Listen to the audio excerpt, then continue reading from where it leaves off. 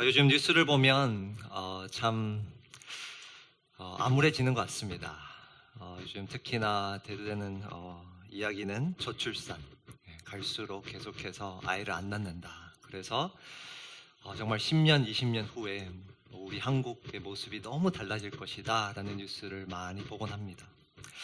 그뿐만 아니라 경제에 대한 어떤 위기의 소식들, 앞으로 우리 이제 경제 인구가, 노동 인구가 줄어서 정말 이 사회가 내리막길을 달릴 것이다 라는 소식들을 점점 갈수록 많이 접하는 것 같습니다. 이번 달에 우리가 에스라 이 말씀을 보며 저희 역시 재건이 필요함을 많이 공감합니다. 몇 주 전 느헤미야 말씀을 통해 이 에스라와 느헤미야 두 책이 재건이라는 큰 주제로 묶여 있음을 우리가 배웠는데요. 스룹바벨은 성전을 재건했고 느헤미야는 성벽을 재건했습니다. 그리고 오늘 살펴볼 에스라는 심령을 재건했다라고 이렇게 배웠어요. 조금 더 구체적으로 들어가 보면 거기에 심령은 사실 하나님의 공동체의 심령입니다. 하나님 백성의 심령. 그래서 에스라는 심령을 재건하였다라고도 표현할 수 있고요. 또 조금 더 구체적으로 말하면 하나님의 공동체를 세우는 사역자였다라고도 말할 수 있습니다. 약 2500년 전에 에스라를 통해서 이스라엘 백성을 다시 세우신 하나님은 오늘 지금 이 순간도 무너지고 있는 이 사회와 교회를 다시 세울 수 있는 사역자를 찾고 계신 줄 믿습니다. 오늘 본문 말씀을 통해서 어떻게 하면 우리도 하나님의 공동체를 세우는 사역자로 세워질 수 있는지, 사용받을 수 있는지 함께 살펴보기를 원합니다. 오늘 본문 말씀 9절입니다. 첫째 달 초하루에 바벨론에서 길을 떠났고 하나님의 선한 손에 도우심을 입어 다섯째 달 초하루에 예루살렘에 이르니라. 에스라는 여기에 표현해 보시면 하나님의 손에 도우심을 받아 바벨론에서 예루살렘에 이릅니다. 그리고 남은 10장까지 이야기는 그곳에서 그가 어떻게 하나님의 백성을, 공동체를 다시 세우셨는가 우리가 볼 수 있습니다. 그런데 10절을 보면, 우리 개역개정에는 없지만 원어에 보면 이유를 설명하는 접속사로 시작을 합니다. 10절에. 왜냐하면 그냥 제가 좀 임의로 넣어봤는데요. 어떤 이유를 설명하는가? 에스라가 왜 하나님의 그 선하신 손의 도움을 입었는지, 또 달리 말하면 왜 하나님의 백성을 세우는 사역자로 사용받았는가를 설명하는 구절입니다. 방금 전에 읽었지만 다시 읽으면 에스라가 여호와의 율법을 연구하여 또 준행하며 율례와 규례를 이스라엘에게 가르치기로 결심하였었더라. 중요한 세 가지의 동사가 나옵니다. 말씀을 연구하고 준행하고 가르쳤다라고 이야기합니다. 사실 이게 제 설교의 아웃라인입니다. 여기서 설교를 끝내도 되지만 그러면 좋아하시겠지만 오늘 남은 본문을 통해서 에스라가 구체적으로 이 세 가지를 어떻게 사역했는지, 어떻게 연구하고 준행하고 가르쳤는가 함께 보고자 합니다. 오늘 본문은 에스라를 이렇게 소개합니다. 반복하여 11절에 보시면 여호와의 계명이 말씀과 이스라엘에게 주신 율례학자요. 또 12절을 넘어가 보시면 모든 왕의 왕 아닥삭스다에는 하늘의 하나님의 율법의 완전한 학자. 또 21절에 보시면 중간부터 보시면 하늘의 하나님의 율법 학자. 반복적으로 에스라에게 붙여지는 표현은 학자라는, 그것도 말씀의 학자라는 표현입니다. 이 학자라는 단어는 우리가 잘 아는 신약에 넘어와서는 서기관이라 불리는 그 단어입니다. 서기관. 그 당시에 말씀을 연구하고 해석하고 또 기록하는 역할을 담당했던 학자입니다. 서기관이에요.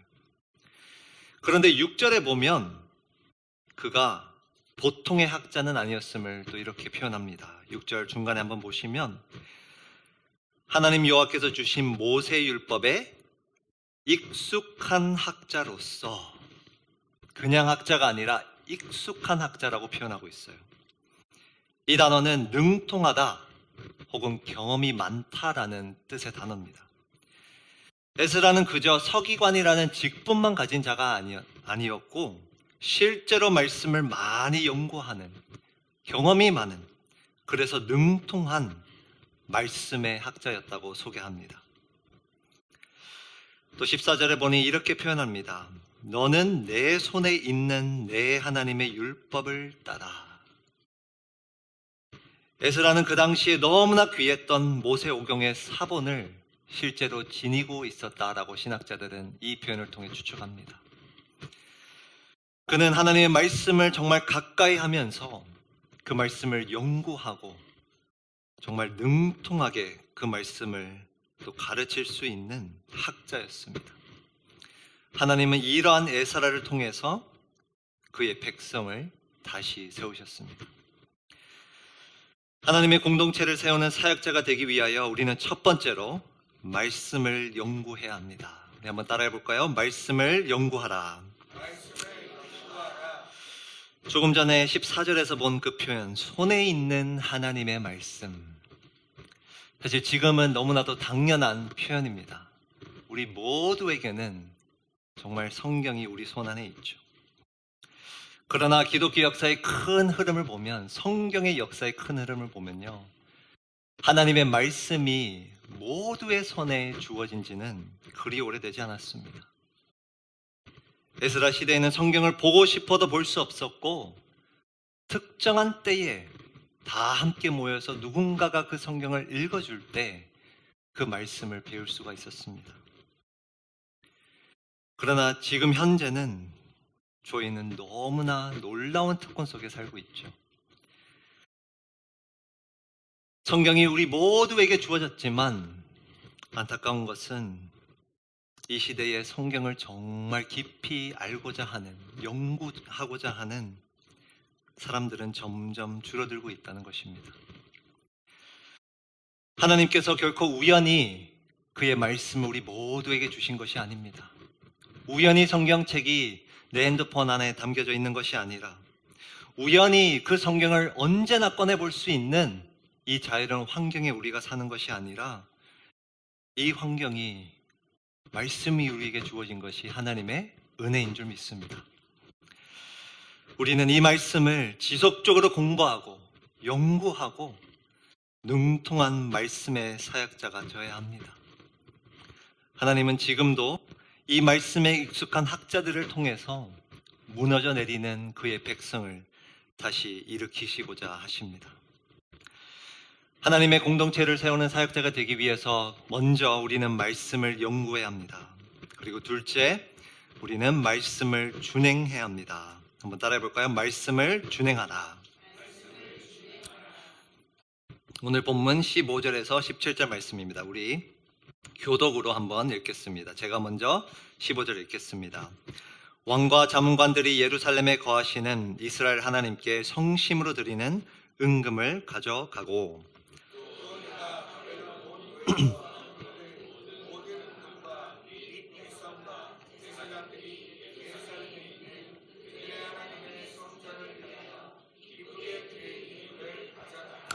그들의 돈으로 수송아지와 순양과 어린 양과 그 소재와 그 전제 물품을 신속히 사서 예루살렘 내 하나님의 성전 제단 위에 드리고.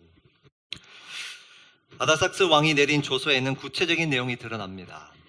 방금 읽었던 그 내용을 보면 왕과 자문관들이 드린 은금, 또 바벨론의 모든 도에서 걷어들인 은금, 백성과 제사장들이 드릴 예물을 다 가지고 가서 재물을 구하여서 하나님께 드리라고 구체적으로 명령하고 있어요. 그런데 18절에 보니 이런 내용이 또 나옵니다. 그 나머지 은금은 너와 너의 형제가 좋게 여기는 일에 너의 하나님의 무엇을 따라? 뜻을 따라 쓸지며. 너무나 중요한 표현이에요. 지금 걷어들인 모든 은금을 하나님께 드리라고 명령하면서 그 조서의 내용을 보니 그 나머지 은금, 다 드리고 남은 은금에 대해서 너의 마음대로 쓰다가 아니라 좋게 여기는 일에 쓰는데 하나님의 뜻을 따라 사용하라고 이야기합니다. 하나님의 뜻을 따라. 이 표현에서 우리는 말씀을 준행한다라는 의미를 배울 수 있습니다. 말씀을 준행하는 것은 문자 그대로 하나님의 말씀을 행하는 것이지만 사실 그 이상입니다. 더 나아가 말씀에서 명시되지 않았어도, 그래서 나에게 자유가 있어도 어떠한 삶의 영역에서도 하나님의 뜻을 따라 살아가는 것이 말씀을 준행하는 자의 모습입니다. 23절에서는 또 이렇게 표현합니다. 무릇 하늘의 하나님의 전을 위하여 하늘의 하나님이 명령하신 것은 삼가 행하라. 어찌하여 진노가 왕과 왕자의 나라에 임하게 하랴. 삼가 행하라. 여기서 삼가 행하라는 것은 신중하고 충성스럽게 행한다라는 뜻입니다. 신중하고 충성스럽게. 우리는 하나님의 말씀을 준행할 때 신중하고 또 충성스럽게 그분의 뜻을 따라 사려고 노력해야 합니다. 그런데 왜 그렇게 해야 하는가? 왜 그 말씀을 준행해야 하는가? 오늘 23절을 다시 보면 하늘의 하나님이라는 표현이 반복해서 나옵니다. 아니, 이 조서의 내용을 보면 이 표현이 반복돼서 나옵니다. 하늘의 하나님. 바로 하나님이, 하늘에 계신 하나님이 명령하셨기 때문에 우리는 그를 경외하는 마음으로 그 말씀을 준행해야 합니다. 청년 사역을 하다 보면 질문을 많이 받습니다. 사실 제가 질문을 하라고 많이 요청을 합니다. 그런데 많은 경우 제가 속 시원하게 대답을 못합니다. 왜? 청년들이 던지는 질문들은 사실 성경에 시원하게 대답해 주지 않기 때문입니다. 성경 말씀에 우리 삶의 모든 상황에 대해서 이야기해 준다면, 명시해 준다면 너무나 좋겠지만 많은 경우 이렇게 하고 저렇게 하라는 말씀이 명확하지는 않습니다. 명시되지 않았죠. 그럼에도 불구하고 우리는 하나님을 경외하는 마음으로 그분의 뜻이 무엇인지 고민하며 기도하며 나아가야 합니다. 그것이 말씀을 준행하는 사역자의 모습입니다. 오늘 본문에 나타난 것처럼 신중하고 충성스럽게 하나님의 뜻을 따라 살아가야 합니다. 바로 이러한 사역자를 통해 하나님은 그의 공동체를 세워 나가십니다. 하나님의 공동체를 세우는 사역자는 먼저 말씀을 연구하고요, 그 다음에 말씀을 준행하고 마지막으로 말씀을 가르칩니다. 마지막으로 따라해 보겠습니다. 말씀을 가르치라. 25절 말씀입니다. 에스라여, 너는 내 손에 있는 하나님의 지혜를 따라 내 하나님의 율법을 아는 자를 법관과 재판관을 삼아 강 건너편 모든 백성을 재판하게 하고 그중 알지 못하는 자는 너희가 무엇하라? 가르치라. 에스라에게 주어진 임무는 그 땅에 있는 리더들을, 법관과 재판관들을 세우는데 하나님의 율법을 아는 자를 세우라고 명령합니다.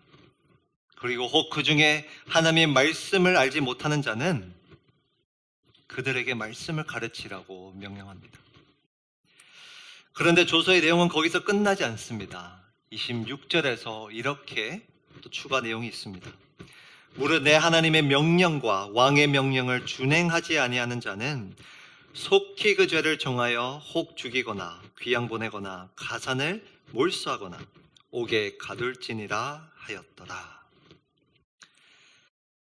말씀을 가르치는데 말씀을 준행하지 아니한 자에 대한 처벌을 이야기합니다. 그런데 25절과 26절을 우리가 함께 볼 때 단순히 이것은 처벌의 내용이 아니라 우리가 하나님의 말씀을 가르칠 때 어떠한 목적으로 가르쳐야 하는가를 일러주고 있습니다. 14절 말씀을 한번 다시 보면요, 너는 내 손에 있는 내 하나님의 율법을 따라 유다와 예루살렘의 형편을 살피기 위하여 왕과 일곱 자문관의 보냄을 받았으니. 에스라는 왜 보냄을 받았는가? 이 구절에 의하면 하나님의 율법을 따라 유다와 예루살렘의 형편을 살피기 위해.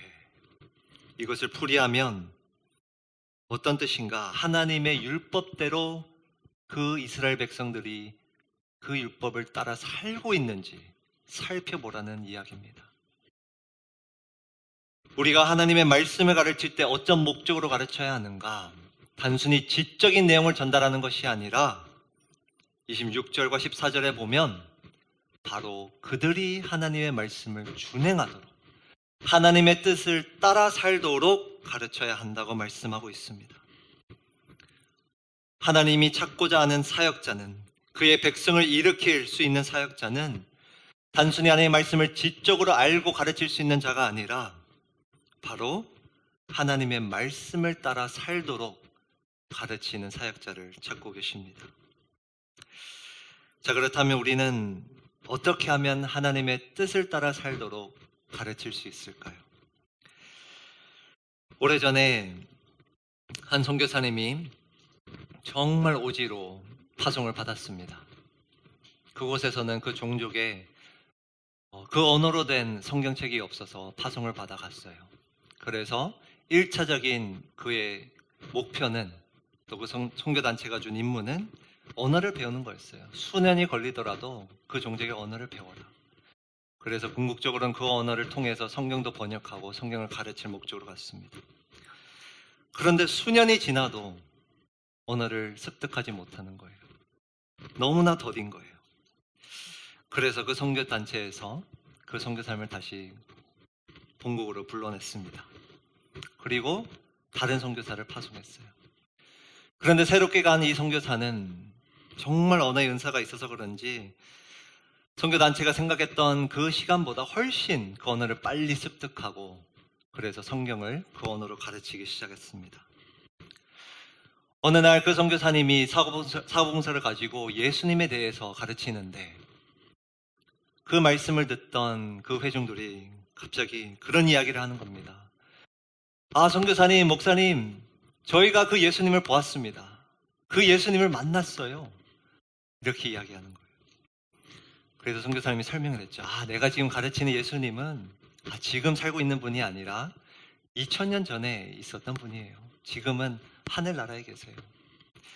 그런데 그들은 계속해서 주장하는 거예요. 아니에요, 선교사님. 우리가 그분을 보았어요. 만났어요. 알고 보니 이전에 계셨던 선교사님에 대한 이야기였어요. 이전에 계셨던 선교사님은 그 언어를 제대로 배우지 못했지만 그의 삶으로 말씀을 가르쳤던 분인 거예요. 어떻게 하면 우리가 하나님의 말씀을 지식적인 수준을 넘어서 정말 말씀을 살아갈 수 있도록 가르칠 수 있을까? 그것은 바로 말씀을 삶으로 가르칠 때 가능한 것입니다. 말씀을 삶으로 가르칠 때. 첫 번째 대지에서 본 것처럼 에스라는 하나님의 말씀을 깊이 연구하는 대단한 학자였습니다. 대단한 학자였어요. 그러나 그는 결코 해박한 지식으로만 그 말씀을 가르친 것이 아닙니다. 10절 말씀을 다시 한번 보면요. 에스라가 여호와의 율법을 연구하여 준행하며 율례와 규례를 이스라엘에게 가르치기로 결심하였더라. 연구하여 가르치기로 결심하였더라. 바로 넘어가지 않습니다, 여러분. 그는 무엇을 결심했는가? 연구하여 준행하며 가르치기로 결심하였어요. 하나님의 말씀을 지식으로만 가르친 것이 아니라 에스라는 그가 그 말씀을 살아내므로 그의 삶으로 가르치기로 결심한 것입니다. 우리가 하나님의 말씀을 준행하여 가르칠 때 또 다른 누군가는 우리의 삶을 보며 그 하나님의 말씀을 살아낼 것입니다. 그리고 궁극적으로 그렇게 할 때 하나님의 공동체가 다시 세워지는 줄 믿습니다. 2500년 전에 에스라를 통해 이스라엘 백성을 다시 세우셨던 하나님은 지금 무너지고 있는 우리의 가정, 무너지고 있는 한국 교회, 또 내리막길을 달리는 이 사회를 다시 세우는 사역자를 찾고 계신 줄 믿습니다. 바라기는 우리 모두가 하나님의 말씀을 연구하여 하나님의 말씀을 준행하여 하나님의 말씀을 삶으로 가르침으로 한국교회와 이 사회를 다시 세우는 하나님의 사역자가 되길 주님의 이름으로 축복합니다.